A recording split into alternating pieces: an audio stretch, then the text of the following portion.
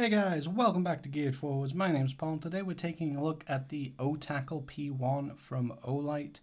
This is their first full multi-tool offering that wasn't just kind of like a credit card or carabiner tool, and I gotta say, it is interesting. So first of all, let's get through some size comparisons. First we have the 50mm Classic and an 84mm Cadet, and a 91mm Huntsman. And whilst you're watching that video, why don't you go ahead and hit that subscribe button, every little helps. And some perhaps more pertinent comparisons. This is the Leatherman Squirt, particularly the ES4, and the Leatherman Style PS, which I think these are really main comparisons, although the Squirt and perhaps even sometimes the Style is a little bit more difficult to get nowadays. So let's go through the tool selection. Now, also an important thing to note is that this is not made by Olight themselves. I do believe that this is kind of a rebranded Nextool Sailor, so if you want more reviews on this tool, you can look up Nextool Sailor and see what they say. So we have a pair of spring-loaded pliers. I'll just go ahead and compare that to the jaw size of the Leathermans. So in terms of the style, the plier head is a little bit bigger but thinner, more of a needle nose kind of style. And this is not the standard head for the Squirt, this is the ES4, so we have some wire stripping, but the overall jaw size is roughly comparable. There you go, and display of the pliers themselves. Really, you have to kind of like open up the Squirt to the style, to really compare. The action is nice. I do appreciate some sprung pliers. It does concern me a little bit in that springs are liable to break over time just due to age and possibly conditions, but whilst it's working, it works well. And I will say that all of the actions, the snapping of this multi-tool are very satisfying and very thorough. Next up we have the knife blade. Not much of a tip, but still enough to tear into some packaging, and it did come decently sharp. Certainly enough to shave, although not exactly hair popping. Let's just get that against the Squirt and the Classic blade. Now notably, the Leatherman is a chisel ground blade, and this is going to be longer than both of the comparisons. And I am quite happy with this blade. I've used it for package opening, opening up food and stuff like that, and it's worked pretty well.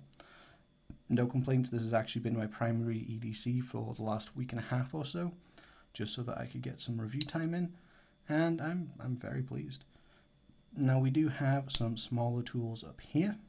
So we have a two-dimensional Phillips and a very tapered flathead, which you could use for some light, scraping, although the narrow head is a little bit not great for that. And if you're going to pry with it, even though the stock is decently thick, I would say very light prying tasks. Now, an interesting piece of design I quite like is that we actually have more things tucked behind these tools. Behind the Phillips we have a lanyard loop, if that is your kind of thing. I do appreciate this because it's not occupying a tool slot of its own, and I don't use lanyard holes, so I like that I can just tuck it down and forget about it. But on the other side, we have a sim extraction tool. So some flat stock that comes out to a rounded pin, and I really like this.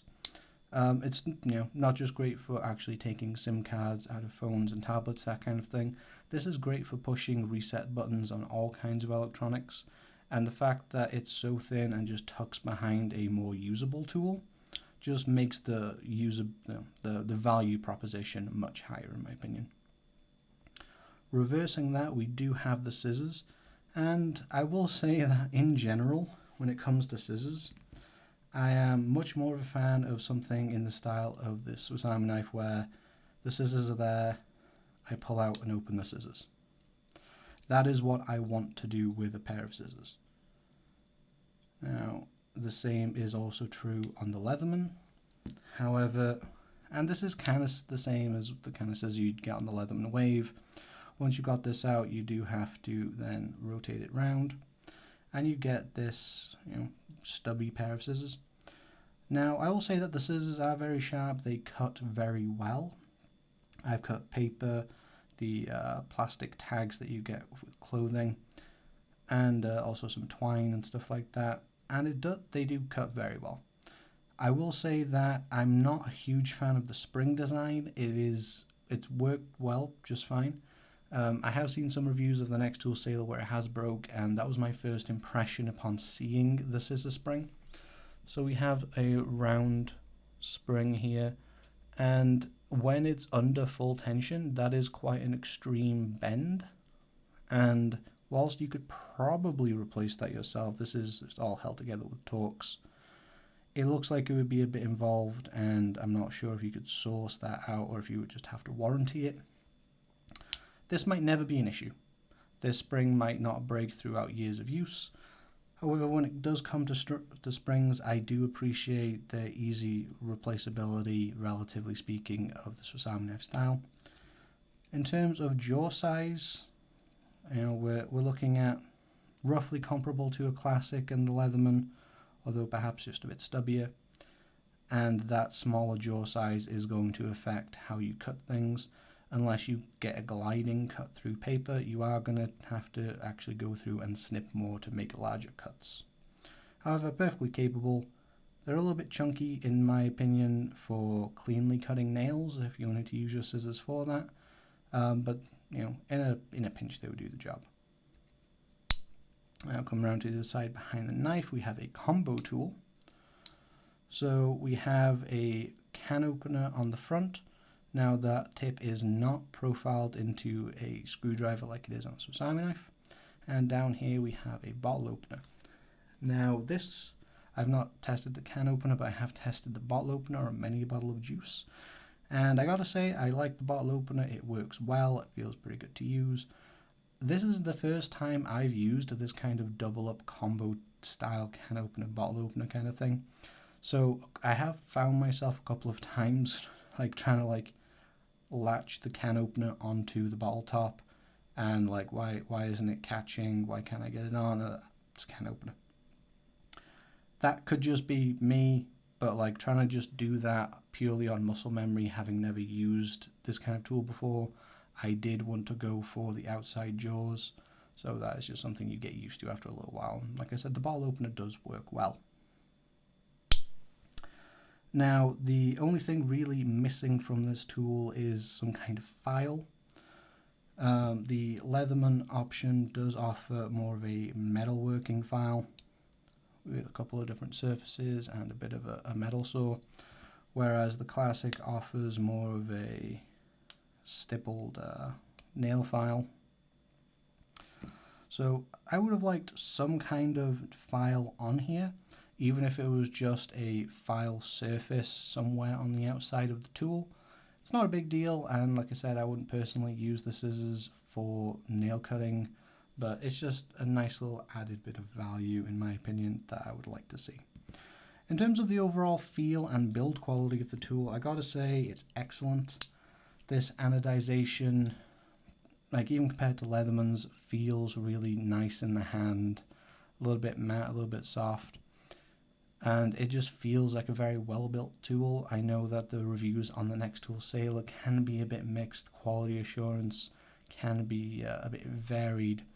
I will say, though, that I so far haven't seen any negative comments about this tool breaking or being particularly fragile when it's branded under Olight. There might be a little bit more quality assurance rigor there, or perhaps the production has just improved in Next Tool's side of things. I think that this is an attractive tool with very minimal branding, and I believe that when this was available it was about £20 all said, which particularly compared to Leatherman nowadays, that's a steal. I would happily pay full price for this. There are not a lot of Olight products that I would recommend you buy regardless of sales or not, But even full price, if you can grab this, it is certainly worth it. You can most likely use cashback or a coupon anyway. And if you can get it on sale, then even better. Maybe even buy two, because I'm really happy with this tool, I gotta say. This has been my primary EDC tool for a week and a half for testing purposes, but this is easily going to remain in my main rotation for the foreseeable future. And if it does break or I get some kind of funky performance out of it, I will update, because I think it's important to make sure that long-term performance, if it differs from the initial review and impression, is later reported. But that's just what I think. What do you think of the Otacle P1? Let us know in the comment section down below. If you're having a hard time getting these, I know in the UK they're not actually listed on the UK site at the moment. I do believe Olight is continuing to restock these, so if you can't get one at the moment, just wait a bit and they should reappear. But if in doubt, Olight has a pretty good Facebook group contact service, at least in the UK, where you can reach out and speak to either admins or actual Olight employees. So, like I said, let us know what you think in the comment section down below. Hit that like button if you like this video, and why not subscribe? Every little helps on YouTube, believe me. And until next time, I've been Paul, and I hope you have a wonderful day.